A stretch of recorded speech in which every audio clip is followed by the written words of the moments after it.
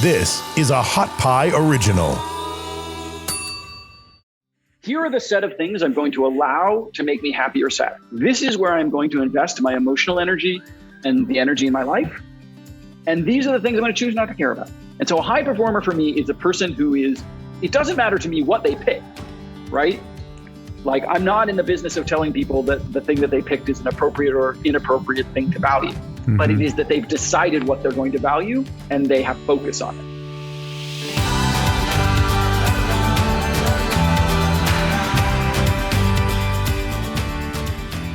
For almost 20 years, Matt Wallaert has been applying behavioral science to practical problems.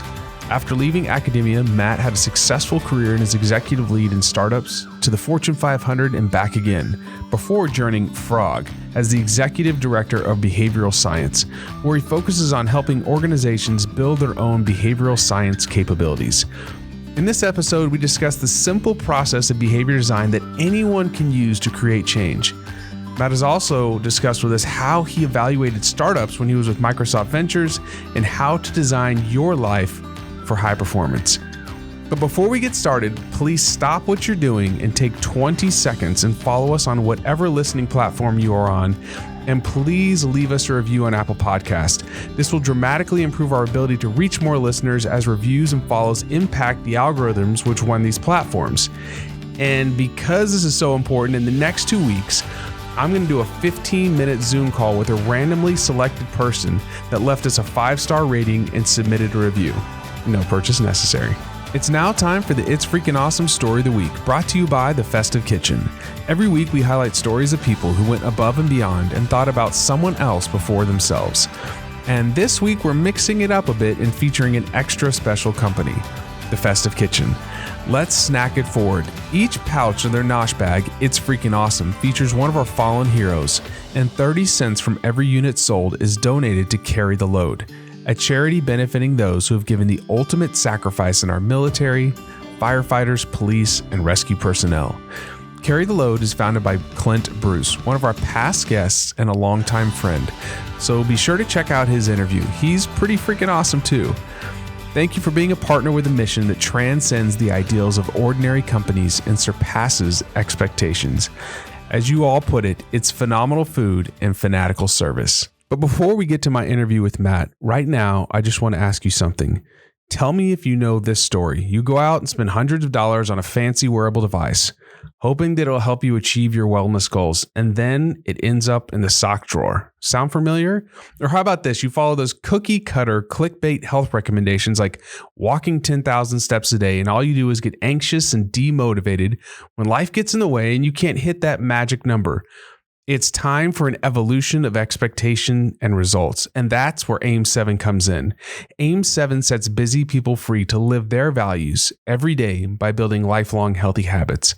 We use the health data from your Apple Watch to create small, scientific, personalized recommendations for whatever you want to do. Sleep better, increase your energy, reduce your stress, or lose some weight. If you're ready to finally unlock the power of your Apple Watch, then go to www.aim7.com. That's AIM7.com and get early and free access to our exclusive program. AIM7 starts small and starts with you. Your health data, your values to get to your thriving life. But now it's time to lean in and learn from the best. I'm really excited to have you on today because, Matt, you have a fascinating background. Let's start off by getting clear on terms and definitions, because that's in your book. If we're not clear on terms, everything's going to fall apart. So what is a behavior scientist? So a behavioral scientist, so I love specificity. So let's talk about behavioral science and behavioral scientist. Okay, let's do that. I use those in very specific ways that not everybody agrees with. Okay. And I can provoke amazing arguments by defining them. And if you want me to argue with you, I will. That's fine. Well, you have a PhD and I don't, so this might be argumentative for you. This is going to be great. So behavioral science to me is a practice, right? It's a verb. It's a thing that you do in the world, right? And it's about centralizing behavior as an outcome and using the scientific method to create things, services, products, et cetera, whatever, environments that change behavior. Okay. Now, This is many ways, in some ways, even just the definition of behavioral science in that way is somewhat controversial. Often people think, for example, of behavioral science as I will in a lab prove something using the scientific method and then apply it to the external world. I, in fact, do not mean that. I mean, we will use the scientific method to create change, not we will use science to create something that we then use to create change. Yeah, that's a recipe for disaster, because what works in a lab doesn't always work in the outside world, because you have all these different covariates or confounding variables that you can't control for. And unless you're testing this thing live in an organic environment, you just don't know. 100%. I actually like the football example, right? You can run it in practice. Yep. You can plan it really well. And then when you try and actually run it in a game, you go, oh no, that doesn't work at all. No. So that's why, I don't know if you know this, but coaches script plays. So what you do is in practice, you watch the film, you evaluate what are their tendencies in the past. And then the offensive coordinator will script the first 10 to 15 plays. And and that's why a lot of teams come out and they're hot right off the start, because they're attacking all the weaknesses, or you are off script within 3 plays. And you're like, they showed up in something I did not expect. All right, now we've got to change and pivot. Go ahead. Behavioral science. Okay, that's behavioral science. Yeah. And then you said behavioral scientist. Yes. So I would argue, if you are centralizing behavior and you're using the scientific method to create it, you are, by definition, a behavioral scientist. In the same way that I would say, if football is a game that you play, then when you are playing the game, you are a football player. True. Right? By definition of the fact that you are doing the action that is the game that is football. So you saying parents are behavioral scientists? 100%. I'm saying janitors are behavioral scientists. Yeah. As long as they're doing 2 critical things. Okay, what are they? Explicitly said, this is the behavior I'm trying to create. Here's whose behavior I'm trying to change. This is what's going to happen. Here's where I'm trying to get to. And I've used the scientific method to get there. So there are parents that are doing behavioral science, and there are parents that are not doing behavioral science, right? Some parents are not articulating the behavior they want, and they're not using science to create it. They're not using experimentation to create it. They are not behavioral science. Some janitors are just mopping the floor. Right. Some janitors are saying, you know what? I don't want people to litter. Here's what litter means to me. Here's what people means to me. And I'm going to try some things until I figure out a way that minimizes the amount of litter that happens. And that janitor, in my opinion, is a behavioral scientist. They don't need a Ph.D. It's not about prior training. Admittedly, they had to learn the scientific method somewhere. So there are things that might prepare you to practice behavioral science, like, for example, a psychology degree, which teaches you experimentation and human experimentation as a discipline. But it's like I don't exempt the idea of a prodigy, right? In the same way that there could be somebody who wasn't really taught football in the formal way, but just kind of can do it. The Bubba Watson of golf. That's right. Yeah, he just self-taught. He plays a crazy slice, and that's just what he does. But he wins the Masters. That's right. But but it works. It achieves the outcome. Right. And so I think we have to hold 2 things in our mind that sometimes people are challenged by, which is there are things that make you more likely to be a better behavioral scientist, including, for example, studying psychology and experimental design and statistics and some other things that probably are helpful tools. But that should not preclude the fact that you could have none of those things and still be a behavioral scientist because you are doing the thing that is behavioral science, even if you didn't come at it through the traditional way. So you are a doctor. I am not a doctor. So there are a bunch of people who have PhDs in social psychology or other disciplines that would say, in order to be a behavioral scientist, you must have a PhD. And as a guy who left a PhD program, I don't really believe that. No, you've proved that. You've written a book about it. Yeah, but that doesn't mean anything. No, but you know what I'm saying. Anybody can write it. Yeah, anybody can write a book. Okay, so do people ever get squeamish about the idea of you designing a behavior for somebody else? Absolutely. Right. We get some people have an intuitive disgust reaction, right? They were brought up in such a way that the notion of controlling someone else's behavior feels really weird. And what's funny is I was one of those people. So I actually, when I went into college, had no intention of studying psychology because I grew up in rural Oregon I didn't know any psychologists. I don't think there were any psychologists within a 50-mile radius of me. There were no therapists. There were no, none of that happened right near where I was. And so I thought of psychologists as people who sort of told you what you think and manipulate how you think, and things that I was very uncomfortable with. Mm-hmm. But what I learned over time, and what I've come to believe, is we are all doing that all the time. It's just a matter of how consciously, right? My child manipulates my behavior all the time. He does things to make my behavior more or less likely, right? Mm-hmm. He knows if he comes up and is really cute and cuddles in my lap, it's likely that I'm going to kind of hug him back. And by the way, that's essential to our world. Right. Because if that wasn't true, if cuddling in my lap sometime produced hugs and sometime produced face slaps, right, that kid is going to be, lives in this tremendously unpredictable world. All the behavioral science is doing is changing probability ratios. There are people for every behavior. There are people who already do a version of it, right? And all we're doing is changing how likely it is that people will do those things. Now, where I get squeamish is, what is the behavior? That's the thing we should really be squeamish about. Because you wrote in your book, Designing for Behavior Change is about creating the conditions to allow us to act on our original motivation. So your son, your motivation is to love your son. 100%. He's creating an environment to where he gets love back. Maybe there's a product or a service Google works on behavioral questions, action-oriented questions, I need this. And so now you create a funnel or you can talk about your iterative design process, which I think is fascinating. And I'm eagerly awaiting the diagrams. But you're creating the situation so that they can act on those original desires. Am I correct? Yeah. And I think, there's a chapter in the book on ethics because this is a complicated thing, right? And how specific is the original desire, right? I didn't wake up this morning and think, hey, I really want a Diet Coke, right? That wasn't my originating desire, right?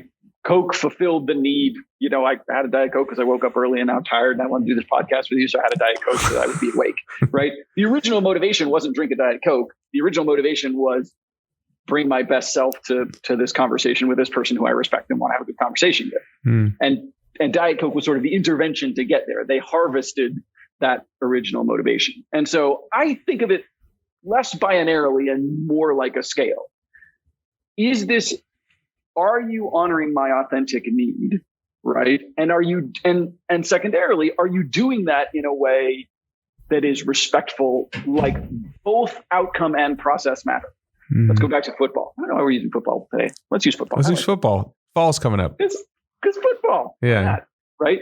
I have an authentic motivation to be a really good football player. That doesn't mean I want my coach to hit me with a shovel, right? Every time I do something wrong so that I become a better player, right? The outcome matches. We both want me to be a better player, but the process is not appropriate. Right. So both outcome and process have to be aligned, right? This is an acceptable way of honoring my motivation. So you want to talk about your process that you present? By the way, this is a fantastic book. It's called Start at the End. If you're listening to this or watching it on YouTube, you definitely need to buy this. How to build products that create change. I have a startup right now. And so when I read this title, I was like, I have to get this book. And then when you and I talked, I was like, I got to have Matt on so we can discuss this. But can you talk about the IDP? Sure. So the IDP, the intervention design process, is so if we think about at the top of this pyramid is behaviors and outcome science as a process. We then kind of break that up into 4 distinct sections, right? How do we go about doing that? So the first one is what we think of as behavioral strategy. We have to define the outcome that we want, right? And we could do that in a really formalized way, right? In the book, I use a behavioral statement, right? Which is when population has motivation and limitations, they will behavior as measured by data. And can I just pause for 1 second? Because you're already hitting a question I was going to ask you later. This behavioral statement is so critical. A lot of companies have, and I'm reading this and I'm like, okay, I have a vision statement for my company. And you say a statement without a behavior is a North Star you can't navigate. Can you talk about the Microsoft example so people understand this a little bit clearer? Sure, absolutely. So I think a vision statement is important. It's motivational. It's helpful in lots of ways. but it isn't a map to where you want to go. Mm-hmm. So I would argue that behavioral science is about science fiction because we're trying to create a world of behavior that does not yet exist. If it existed, we wouldn't be having to do anything because we'd already be there, right? So we're trying to create this imaginary world. And so we need to define what that imaginary world is. Who's doing what in this imaginary world, right? At both high levels and sort of more specifics, like what is physically, literally happening that we can observe in the world that we want. So, Microsoft, its original vision statement was something along the lines of, a computer in every, on every desk in every house and every workplace. And which is in some ways a very concrete vision, right? I can imagine a world where that's true, but it's not actually behavioral, right? I could imagine a world in which there is a computer on every desk, but nobody uses them, right? Or not in the ways that we originally intended. I think we're getting closer, actually, as Satya came in, he sort of said, well, we've kind of accomplished this. We need to do something different and started talking about sort of human productivity, right? The mission of Microsoft is to enhance human productivity. That's getting closer because productivity is closer to a behavior. The problem is it's inspecific. I can't navigate towards productivity if we don't agree on what productivity is. And I bet if you and I spent some time on it, even you and I would not have the same definition of what productivity looks like from a behavioral perspective. If I asked you, one good thing I sometimes ask people to do is describe two people. Think of the most productive person you know, and then think of the least productive person you know, and then tell me about them, right? And you might say, well, the most productive person I know gets up really early. And I'm like, well, is that what you mean? Is what you mean the behavior of getting up really early in the morning? And you're like, no, not really. No. He happens to get up early in the morning in order to accomplish these things, but it isn't actually about getting up early. That's like a symptom. Okay, cool. Tell me more about this person. Well, they're focused all the time. Okay, is that what it is? Is it about focus? How do you know they're focused? Well, he's sitting at his computer and he's busily typing. Okay, is that the behavior you care about? Typing? Yeah. And you can start to get to this, what is it we actually physically, literally need? And by doing that, we can navigate there, right? We can start to understand. And if there's different kind of outcome statements than people are used to in some ways. Again, going with football. As a football coach, you're like, I want a winning record. I want to win all the games. That's an outcome. You have to have a behavioral theory about what wins games, right? Some coaches think big plays win games. Some coaches think, reliability wins games. And big play coaches tend to build passing offenses, and reliability coaches tend to build running offenses. Right. Because they have a theory of behavior that backs up some outcome. So we can use squishy words like productivity. I want to win every game is a vision statement. I want people to be productive is a vision statement, right? But we have to have a theory of behavior that is, all right, what does that really mean? Right? What that means is my team reliably gets 4 yards on every play we run. 4 yards, 4 yards, 4 yards, 4 yards, 100% of the time we get 4 yards. And that's how we win games. That's the behavior I want. And I'm going to design for that behavior. I am going to do everything in my training camp, in my coaching, literally everything about my entire staff is going to be designed towards a particular set of behaviors that is running for 4 yards in the most reliable way. So we have to start with a vision that's anchored in behavior. Anchored in behavior. Okay. It's backed up by a behavioral statement. So you can have a vision statement, but you got to say, what does that really mean? Physically, literally, observably mean. Okay. Right? That's behavioral strategy. We're going to take a break for just a moment to talk about how you can get exclusive content designed for high performers just like you. If you're looking for information and resources to improve your health, well-being, and performance, then sign up for my free high-performance newsletter, Adaptation. Just go to www.ericcorum.com and sign up now. This newsletter is my effort to bring zero-cost, high-performance resources and tools to anyone with a desire to improve. Now back to the show. Then, right, we talked about science fiction. So now I've described the world I want, but I'm stuck in the world that I have. But what's interesting is some of the people in the world that I have are already doing the thing that I want, right? And so I can take advantage of that. We use 5 behavioral categories: always, never, sometimes, started, stopped, right? Always, never, sometimes, started, stopped. So let's take a player, since we're sticking with football. Let's take a player. I have a guy who always runs the ball for 4 yards, finds my 4 yards. A guy who sometimes does that. A a guy who never does that, a guy who didn't used to do that but has recently started, and then a guy who used to do that reliably but has recently stopped. Mm-hmm. And in having conversations with each of those people, I can start to understand the differences between them. Now, this is the next key concept we have to get here, which is that all behavior is the result of pressures, right? So there are things that make a behavior more likely, what we call promoting pressures, that sort of making it, pushing up on it. And then there are inhibiting pressures, things that are pushing down on it that make a behavior less likely, right? And so to use really crude measures, we might say, well, hey, Eric always runs for 4 yards because every time he does that, you say good job.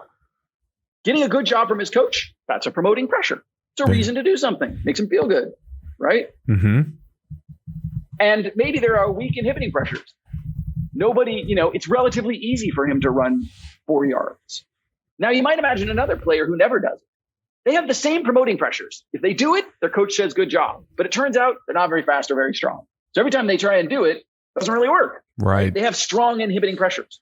There's no difference in the motivation between the two. They just have different inhibiting pressures, right? That's one possibility. There's another possibility, right? Because we're imagining imaginary worlds. Another possibility is there's a guy who does it. He gets a good job and it's relatively easy for him. High promoting pressure, low inhibiting pressure. Then there's a guy who he gets a good job. There's a guy who it's relatively easy to do, but his coach doesn't say good job. If he does it, his coach doesn't say anything. Whereas if he runs a passing play, his coach says something. So now he has the same inhibiting pressures as the other guy. It's relatively easy to do. Mm-hmm. But now we've changed the promoting pressure. He's not getting the reward for doing it, so he's not doing it. Right? So if we want to change people's behavior, we have two options. If we want more of a behavior, we're either strengthening promoting pressure, right? Or we're weakening inhibiting pressures. We're making it easier to do. And so if we took the guy who has trouble doing it, adding more promoting pressure, saying like giving more attaboys is not going to help because that's not the problem. He feels sufficiently motivated. He's just not good at it. Yeah, he's not good at it. So we need to take him out of the equation, or we need to develop his physical strength and capabilities. 100%. I'm going to help him run. I'm going to do weight training. We're going to get the running coach to work with him. We're going to lower those inhibiting pressures too. He's sufficiently motivated, but we're going to make it easier. Yep. The other guy, it's already easy for him. So I could give him unlimited extra coaching and it's not going to change his behavior because it's already easy. Right? I have to understand, what's going on for him is he's insufficiently motivated. There's not enough promoting pressure. So I need to give him more attaboys. Right. Say, hey man, good run more often because it's easy for him. And what's key is, and we have all been in that place, right? As a coach, you've been in this place where you did the wrong thing, right? You were like, he's not doing it, so I'm just going to train the heck out of it. and then you look back and you're like, training was not the problem. No. I just needed to tell him that was what I wanted, and I needed to praise him when he did it. That is so how do you identify those pressures? So that's where those conversations with those 5 groups, always, sometimes, never, started, stopped, come in. Because we live in a world in which there are naturally co-varying pressures, right? It's different for different people. And so as I talk to them, I start to hear it. So if everybody in the always says like, hey, you know what? I'm pretty good at running. Maybe that's the thing. It's low inhibiting pressure, right? And the people who are in the never group say, you know what? I'm not very good at running. So user experience feedback, like if you have a product, you put this thing out there and then you want to be talking to these folks. How do you design those conversations so you can get the best answers out of those situations? So I love that you said the word design because and conversation, because I really think it's a conversation. Too many people go in with scripts and they treat the script like a goal. I'm going to try and get the answer to A, B, C, D, E, and F. That's not what a script is for. You should write a script, but the script is just in case I run out of questions to ask, here are some question prompts. The real key is I'm a sponge. My job is just to get Eric to talk for as long as I can get him to talk. It's like going on a date, right? I don't go on a date and I'm like, hey, I got to make sure that I talk about like my wealth, my kid, my like religious belief. Like, it's not a checklist, right? My job on a date is to make you have fun, right? And in the course of you having fun, I'll learn a bunch of things about you. Because if we go in thinking we know what it is and looking for it, we'll miss all the other things, right? I've had that. I hope you've had that experience. I've had that experience many times, right? Yeah. I think I know what it is. So I go in and I start looking for, I have what we call confirmation bias. So meaning I believe it's X. And so I go looking for evidence of X, right? But it's actually Y. I just completely missed it because I'm so focused on like X, X, X, X, X, X, X, X, X. Right. And so you just got to sponge those conversations. And then you want to look at data, right? Yeah. You want to use quant and qual together. Because quant can tell you what, and qual can tell you why, right? So quant says, hey, you know what? Women are a lot better at this than men. No idea why, but I can tell you, looking at thousands of trials, women are a lot better at this than men. But the moment you go have some conversations with women and have some conversations with men, themes will emerge. Right. You will very clearly hear, here is a thing women are saying that men are not saying, or vice versa. Gotcha. I love this idea of just being a sponge and then confirming, well, actually not going in with confirmation bias, but as you start to see things, confirming it with data. Because I think that's missing in a lot of processes, and it can totally end up, you end up chasing your tail for a very long time. Yeah, one of the fundamental flaws of many modern organizations is that data science and user research are disparate departments that live in different part of the organization, right? Whereas to me, why would you not have those be as close as humanly possible to each other, right? Like those disciplines should be married at the hip, right? And ideally, you also want to be getting things from passive signals like customer service. Customer service is a bunch of naturalistic conversations that are happening about behavior all day, every day. You just have to bother to read them and quantify them. Right? It's that probabilistic existing distribution of the world world I live in now, right? Not the world I want to get to, but that it can tell me things about the world I want to get to. So we have behavioral strategy. We're going to do that behavioral statement. Behavioral insights, right? We're going to go talk to these 5 people. We're going to look at the data. We're going to get to this piece where we understand what's going on. We're going to map those pressures, promoting pressures, inhibiting pressures. And then we're going to do some design, right? Because now I want to change I don't change behavior directly. I can't go to Eric and pop open his brain and poke it, and suddenly he runs a running play every time. I found the running play portion of the brain, and I'm just and he runs it. But that's not how it works. Yes. All I can do is change the pressures. We talked about being a parent, right? Which we talked about before. I know. Right. Something you and I have some shared passion around, right? Being a parent. I want my son to wear particular clothing that keeps him warm enough, that protects him, all these things. I can't directly control his behavior. I can't force him to wear something, right? Right. If he really doesn't want to, he's going to win that argument. He can just kick until those pants don't go on, right? Right. But I can make it more likely that he chooses pants A over pants B. For example, I can make sure that I can put out his clothes in the morning. So he could wear B, but he'd have to go over to the closet, dig through the closet and find the B, right? It's harder. So I've removed some inhibiting pressure and just said, here's some pants. I've laid them out for you. Look how easy this is, right? Yes. It doesn't guarantee he wears pants A, but it makes it more likely, right? This is probabilistic, not deterministic. Behavioral science is about changing behavior, increasing the percentage chance something will happen, not guaranteeing it. Right, because there's stuff that's going on you may not have control over. That's right. Earlier you talked about I think you were very prescient in saying, here are the weaknesses of lab science. Right. The world is a dynamic place. These pressures are changing. He's a different kid. Maybe he slept more or less that day, or maybe, watched a show and the kid was wearing red pants. And so for whatever reason, he's thinking about, all these things are shifting, right? In little ways, but I'm not trying to control him 100% of the time. I'm trying to make the best things more likely.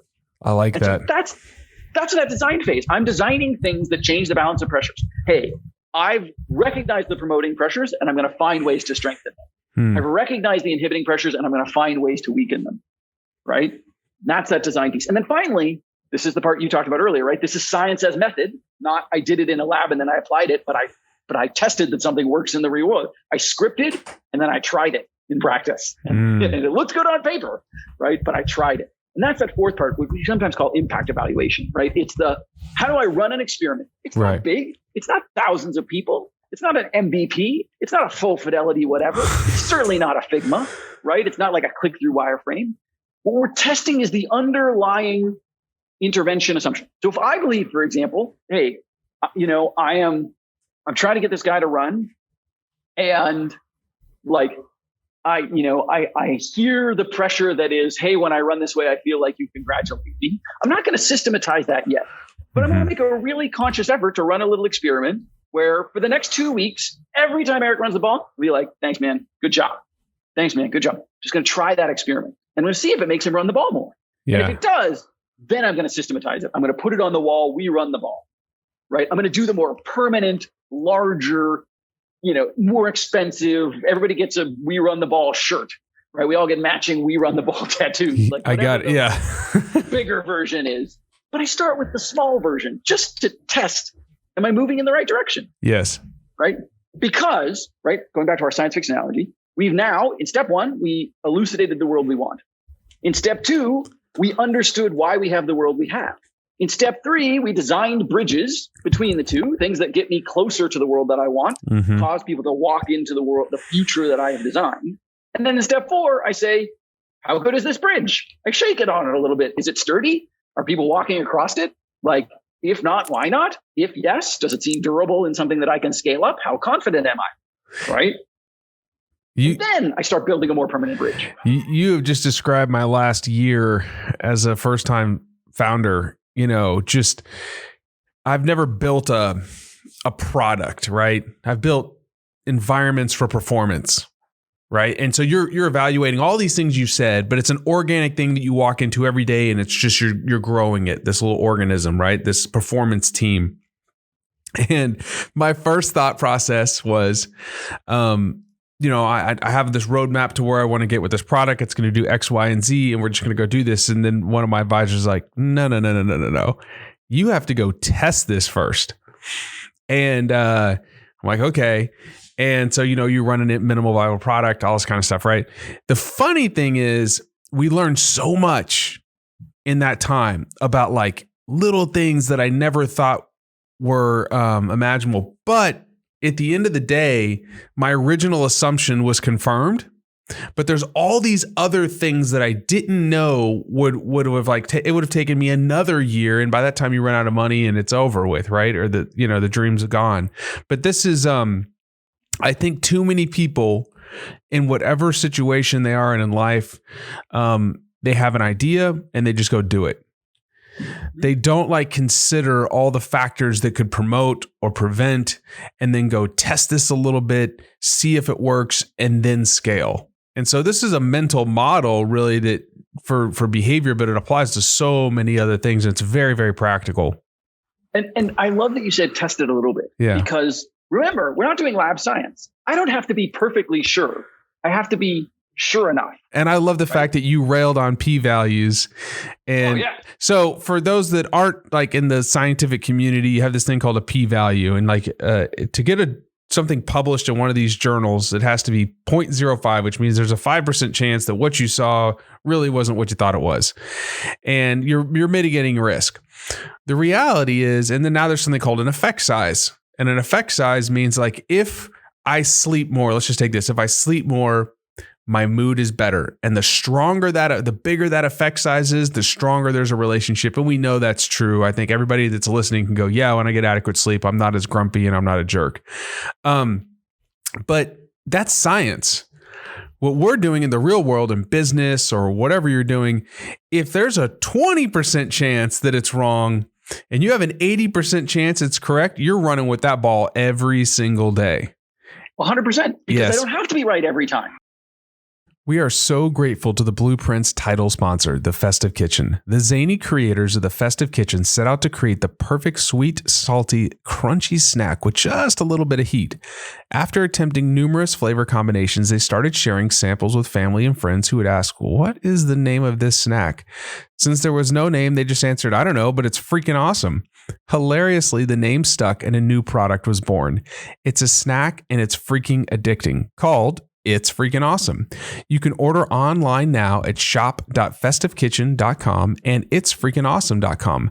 Trust me, this snack tastes as cool as it sounds. Brace yourself because you'll be ordering frequently for your freaking fix.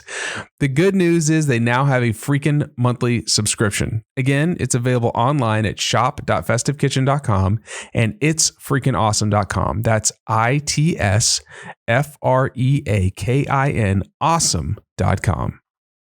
Science sets P less than 0.05 because other scientists are going to build things on top of that. Yes. So and there's a reason. Sure. Yes. 100%.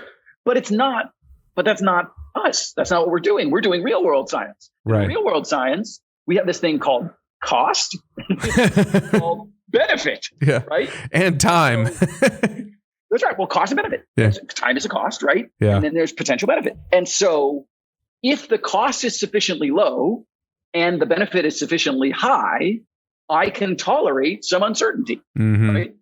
And so startups went too far the other direction. What they said is, well, just fail fast.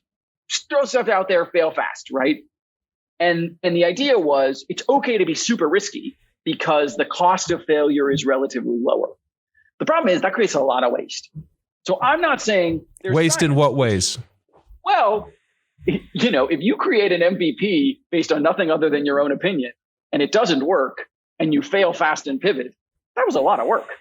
Yeah. And there are a lot of times that you could have run a very simple experiment with no code at all that would have shown you that was going to not work, right? There is a lower cost way to find out that was wrong. So on the one side, we have science, which is trying to be too sure, right? And on the other side, we have entrepreneurs who aren't trying to be sure enough. They're just spraying and praying, throwing things at the wall, just failing fast. And what we really want to behavioral science is we want to tune our risk, right? We want to tune our risk.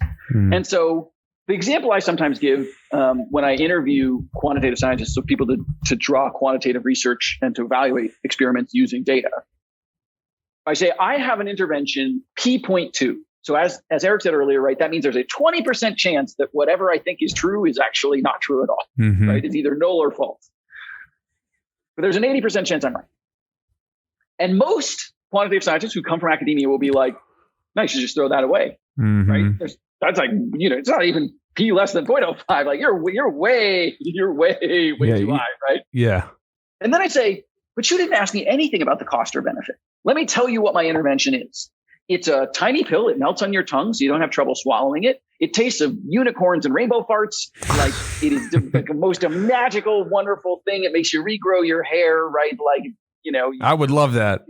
Makes you look more attractive. Like it's amazing. It costs 1 penny to produce and has no known side effects, right? So costs are very low. And by the way, it cures all known forms of cancer. And there's an 80% chance I'm right, that I have the cure for cancer that's basically free and has no side effects. And it regrows men's hair. 80% of the time. Yeah, we're going after it. Well, we might at least want to, invest a little more. Certainty can be scaled.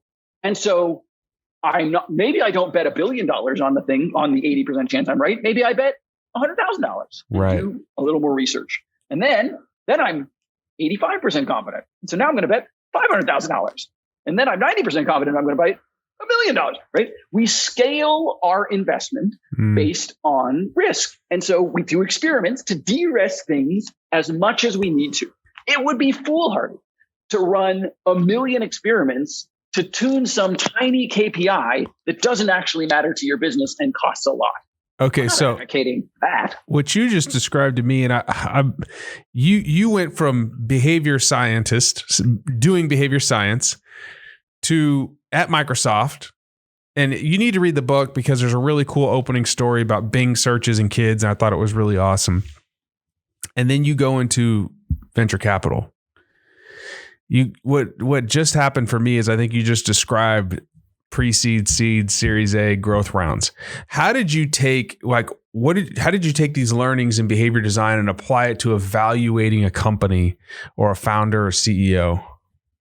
100%. So all good investors have a thesis, right? You have to have a thesis. It goes back to like the coaching analogy we made. There is a leap of logic that says, hey, you know what? I win games by running 4 yards versus, completing really big. That's a strategy. And, at some level of fidelity, both of those strategies are appropriate. We just have to believe in one and kind of go with it, right? So when evaluating companies for Microsoft, when I was doing Microsoft Ventures in New York City, when I was looking at companies, deciding who Microsoft was going to spend time with and get behind, what I was looking for was, A, did they clearly understand the world they were trying to create, right? Not forward from where they were, but backwards from where they want to be, right? What does the world really look like when I was successful? it's shocking the number of times, for example, you talk to an entrepreneur and they haven't done the thought of experiment of what happens when it works, right? And there's a lot of businesses that when you go, wow, if this actually worked, it sort of breaks itself. Like the economy breaks down or these other kind of macro factors. Uber's a really good example of this. I think the founders of Uber and other gig economy startups insufficiently understood that if this became the dominant way of working, it would have serious labor model implications that were probably that would make this very difficult to win, right? And now they're having to do a bunch of work to backtrack, right? Because they insufficiently understood what would happen in the labor market if they did the thing that they sort of thought, right? And so one of the tests I always had for startups was, has the founder adequately understood what the implication of the thing that they're saying is if they take it to the extreme, right? If they actually win, because that's what we want, right? We're trying to back founders who are, building billion-dollar companies that are going to win in a really big way. And anything that wins in a really big way, as we've seen with Twitter or Facebook or Uber or whatever else, does change the world around it. And you want that change to be planned and thoughtful, not unintentional and scary.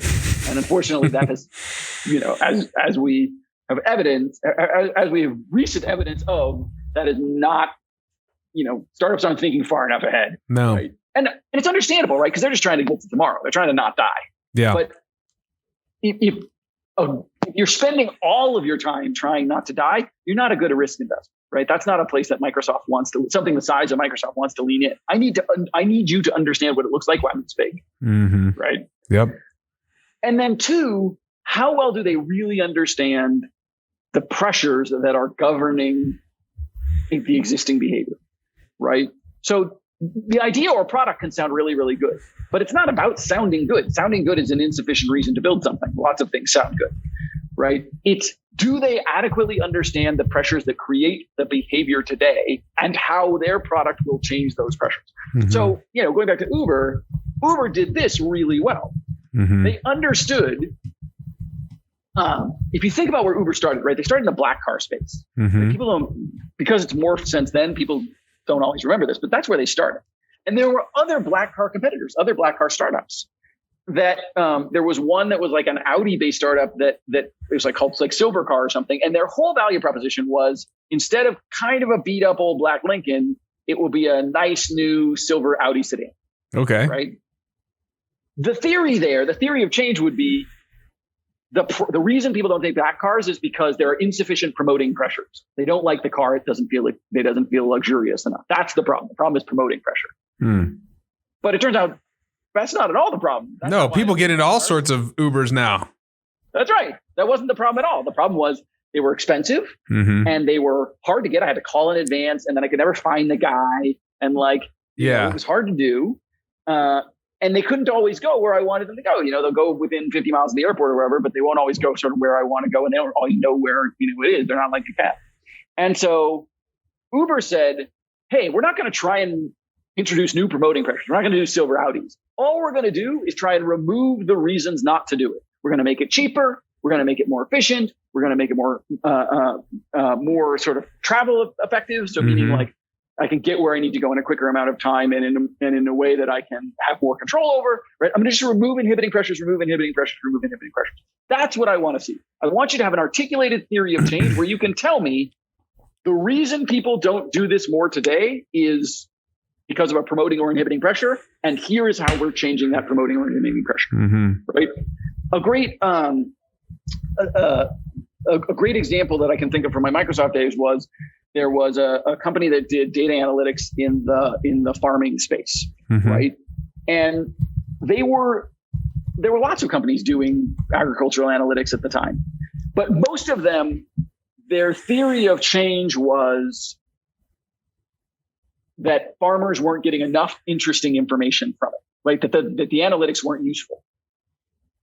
And these folks said, no, it's not that the analytics aren't useful; they're just incredibly hard to use, right? So it's not that we don't have the right data and we're not giving the right recommendation, but no farmer is going to be able to access the system in the way that you have built it. And so they have to rely on an analyst instead of being able to analyze directly.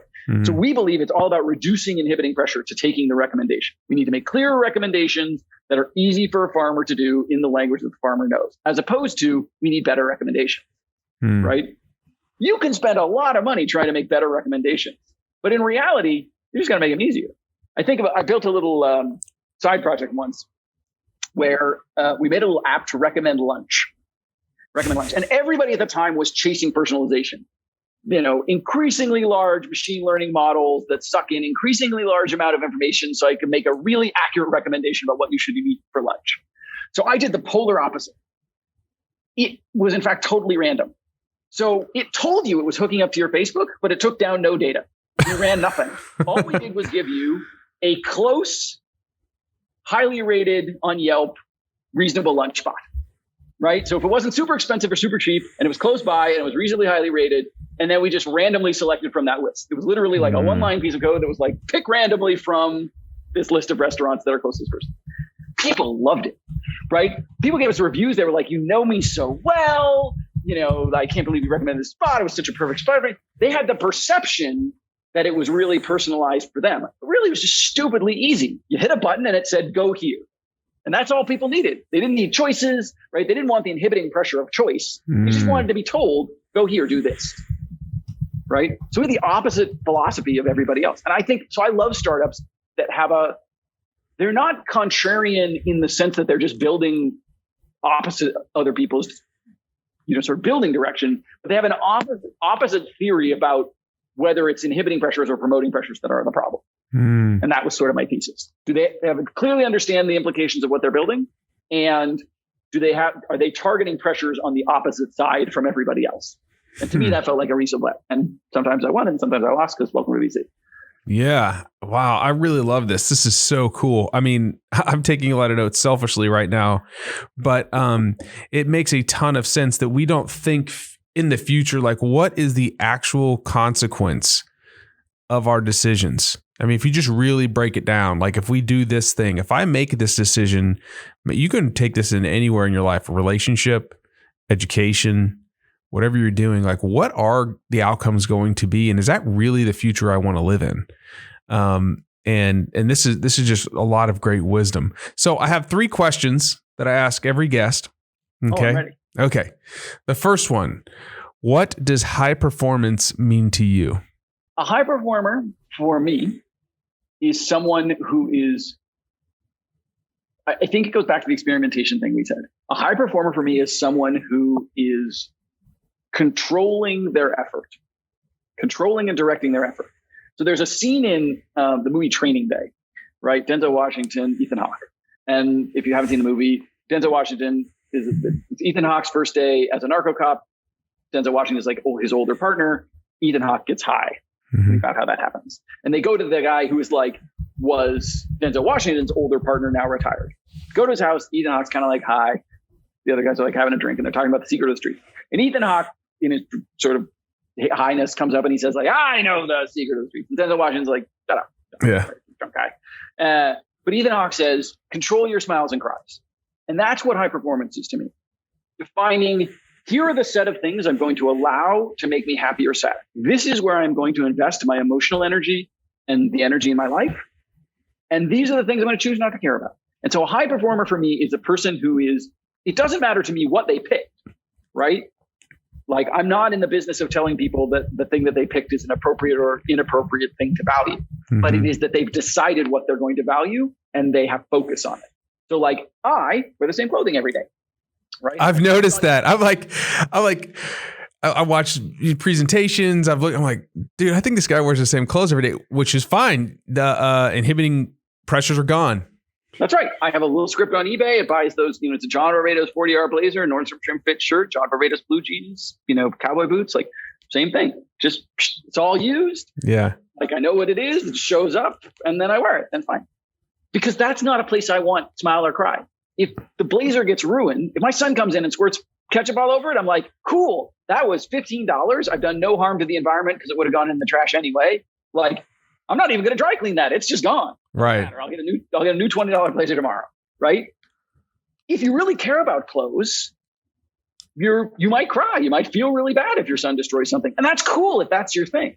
Right. That just doesn't happen to be my thing. So that's what I think a high performer person. A high performing person is someone who can articulate to me, these are my things, and here is what I am doing to pursue them, and here's everything I'm choosing not to care about.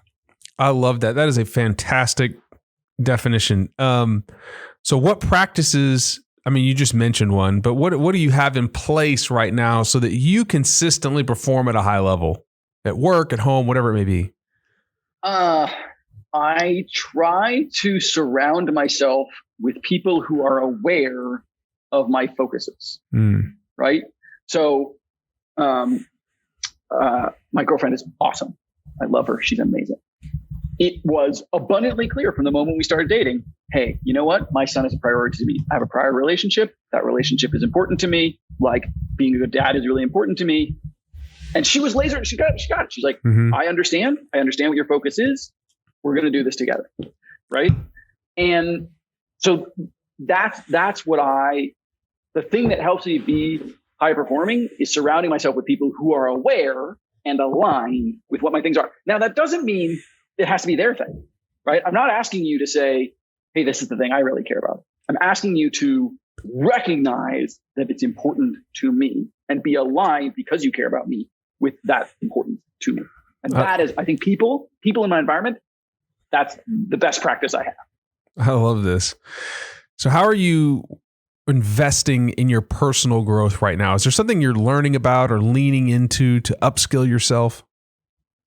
So this is interesting. And I think people often believe that it will be the opposite, but I'm a very passive learner, right? So it isn't that I'm like, I read almost no nonfiction other than primary source material. I only read fiction for a variety of reasons. And so my biggest learning is if I am maintaining my focus appropriately on the things that I've identified that are going to be my smiles and cries, the things that I'm going to invest energy in, I will naturally, through the process of doing that, get access to other things.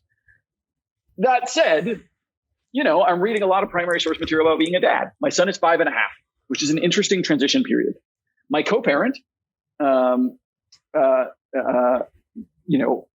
he's also a psychologist, and so she can help me learn, right? But I also need to do learning on my own about, okay, what does this transitional period mean? How do I effectively manage through this transitional period? What do I need to do to show up for my kid? And so that's where I spend a lot of time reading these days. I've read a lot of studies. There's actually shockingly not as many studies on good fathering as there needs to be. There's a lot of studies on good mothering. There's not very many studies on good fathering, which is an amazing gender bias because I think we say it's moms that are deterministic of the outcome and it's moms who are responsible for the outcome, which I think is wrong in both cases. Dads also are deterministic of the outcome and dads therefore bear responsibility towards that outcome. And it's just, I think, understudied. And so I'm diving into what exists, but I'd love there to be more. Wow. Matt, this has been a fantastic conversation. Like, you came in fired up, swinging, talking about cutting off ties. And this has been a wonderful conversation. I am so thankful that you decided to come on. If you have not purchased the book, if you are building a product, if you work with people, if you're a parent, you need to buy this book. Start at the End, Matt Wallaert. You can get it on Amazon. Easy read. Fantastic stuff. So Matt, thank you so much for coming on today. Thank you so much for inviting me. This is super fun. Often. Oh, follow him on Twitter too. His Twitter feed is fantastic. What's the Twitter feed? It's at Matt. Everything is Matt Wallaert. At Matt Wallaert. Sorry, go ahead. MattWallaert.com, Matt at MattWallaert.com. Thank you so much for having me. It's super fun for me because, a lot of times I love talking to people and I don't mind doing podcasts, but a lot of times I'm trying, to explain the 101 level because I'm not talking to someone who necessarily has background. It's super fun that you do. It lets us have a different kind of conversation, I think, right? Yeah. Like, to me, I always enjoy our conversations because I think you bring a unique perspective from your experience looking at performance, because performance, particularly elite performance, is about those pressures, right? And they're totally unique pressures that I can't understand as not a pro athlete, but I can learn from, right? And sort of like the always, sometimes, never, started, stop. Pro athletes are like the super always, right? They're like, an elite athlete is like the goes to the gym every day. I don't want to go to the gym every day, but I sure have something to learn from the person who does. Yeah. Right. And I always just love it. And it's always super fascinating and super fun when we get to talk to each other. And so thanks so much for having me today. It's super fun. I know we're going to talk again soon. I'm looking forward to the rise of your product. AM7, baby. It's coming. It's coming. Well, thank you. If today's podcast enriched your life in any way, please support the Blueprint by sharing this podcast with someone you think could benefit from today's conversation. Also, please consider checking out the Festive Kitchen's amazing product. It's freaking awesome. It makes for a fantastic gift for a colleague, friend, or a loved one. Or as a freaking fun snack when you want something sweet and savory to tantalize your taste buds. Thanks for listening. You can find more episodes and all other Hot Pie Media originals baked fresh daily at our home on the web at hotpiemedia.com, the Hot Pie Media YouTube channel, or wherever you listen to podcasts.